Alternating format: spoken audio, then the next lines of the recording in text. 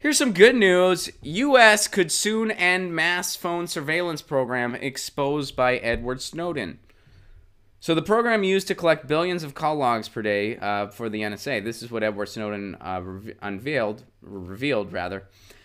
So here's the article. The U.S. government might put an end to the controversial NSA phone surveillance program Edward Snowden exposed by the end of 2019. Republican Congressional National Security Advisor Luke... Man, that's a fuck of a long title, huh? Republican Congressional National Security Advisor. You know, in order to get that job, you have to say it 5 times fast. That's like the final test. After you take the Republican Party pledge. They have a party pledge too. And that just involves... It's the same as the Democratic Party pledge, except even meaner. Except you actually have to... They burn effigies of actual saints and a bunch of religious right figures and evangelicals. They hit you with pillows. That's the only way it's different.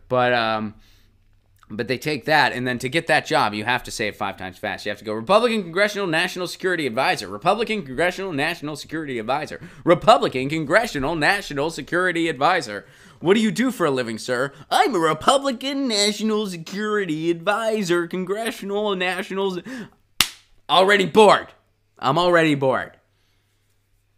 I mean, if you ask someone, hey, what do you do? They throw that title back at you, you're going to be like, see ya. I would leave that conversation instantly. I would not want to know any more information. All right, but I do want to know the information in this article. All right, so Luke Murray, the dude with the long-ass fucking job title, revealed during a Lawfare podcast that Congress might not renew the USA Freedom Act, which authorizes the agency's call data bulk collection when it expires later this year. He also said that the NSA hasn't even been using the system for the past 6 months, putting into question the agency's previous claim that data collection is vital to national security. Oh, you think? You think? Oh, it turns out they just wanted an overreach. They just wanted to look at whatever they wanted when they wanted to. They don't actually need this for your security. You just got suckered into giving up your privacy in the name of security. Again. Have fun. Freedom Act, Patriot Act. We're going to call them these nice things. You can't be against that, can you? You can if you fucking read it. Oh, and why did the Patriot Act go through? With very little protest at all. Because no one fucking read it. No one read it. In 2008, on the debate stage, there was one nominee for president who read the fucking thing. A guy named Dennis Kucinich. And they got Dennis off that debate stage as soon as they could. I don't know how, and you know, you guys may have heard the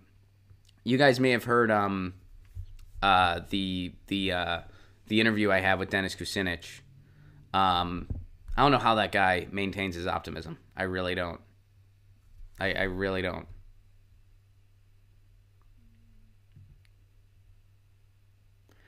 In his interview, okay. Oh, let me go back to the article here. In his interview, Murray seems to indicate that the technical irregularities the NSA experienced last year started its predicament. According to the New York Times, those technical problems contaminated the agency's database with information it had no authority to collect. Officials were forced to purge hundreds of millions of call and text logs it got from phone companies as a result. If you'll recall, Snowden leaked the NSA's surveillance activities to the media back in 2013.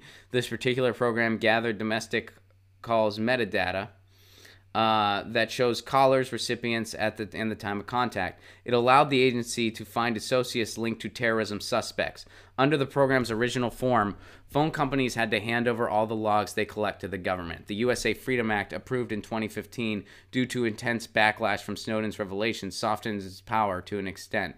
Now, instead of automatically handing over data to the agency, phone companies keep what they collect and only give investigators access to records relevant to a terrorism investigation. So we're told.